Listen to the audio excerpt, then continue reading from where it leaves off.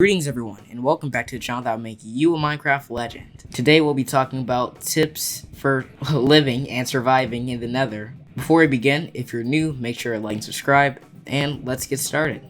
Before you enter the Nether, make sure that you're prepared with armor, swords, tools, crafting table, furnace, obsidian, gold. Of course you need lodestone so you can track where you're going when you're exploring.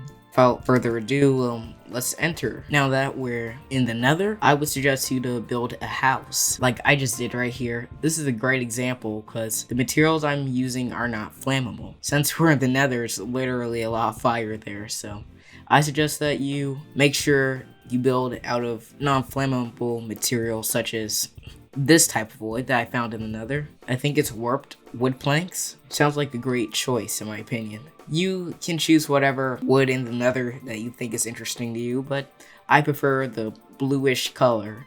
Also, make sure that your home is really close to a Nether portal because, what are you going to do without it? Make sure that you're able to reach it. That way you can go back and forth between dimensions just in case you need something from the overworld. When you're in the Nether and you have a house, make sure that your doors are not flammable. For example, I chose these warp fungi doors, so since they're from the Nether, they most likely will not burn. As the saying goes, non-burnt door is a happy door.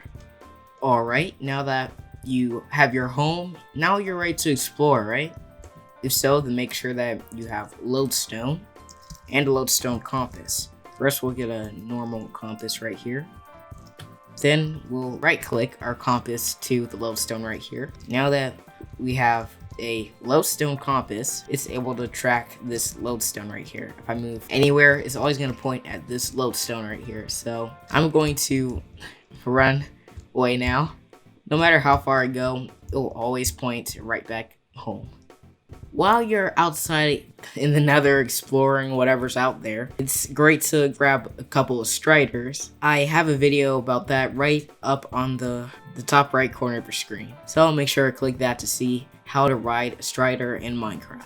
When you're in the Nether, I would suggest that you grab ender pearls for literally every occasion. For example, I have to get over there just because I want to. I just throw an ender pearl and I make it. The only thing you gotta worry about is all this lava. You might accidentally fall in some. Anyways, now let's ender pearl into the next tip. I would spawn a wither right now, but I'm too close to my home. This is obviously a bad idea because he might blow up my house. So when you try and create a wither here, make sure that you stay as far away as possible from your house because, yeah, you wouldn't want to see your house turn to rubble. Make sure that you have a lot of obsidian when you're in this Nether because if you don't, then you most likely will have some bad things happening. Obsidian is almost indestructible, and if you're fighting off gas, for example, they won't blow up your house or anything if it's made out of obsidian. So if you're in any highly explosive area, make sure you pack that. Anyways, let's get to the next step. While you're in the Nether, you might want to befriend the piglins here. Befriending them is pretty easy. First, you need a golden chestplate or a golden whatever. Just make sure that you have some golden armor on so they know that you're their friends. Now you grab a gold ingot and toss it at them. They freak out about it, and once they're done examining it to see if it's real, they'll throw something valuable. For example, they threw me a whole bunch of soul sand. Another thing you might want to do is hunt for hoglin when you're hungry, of course. But for me, this will be pretty hard because they're all fighting me. This isn't gonna go out well. I may get run for it. Luckily, piglin like hunting hoglin sometimes.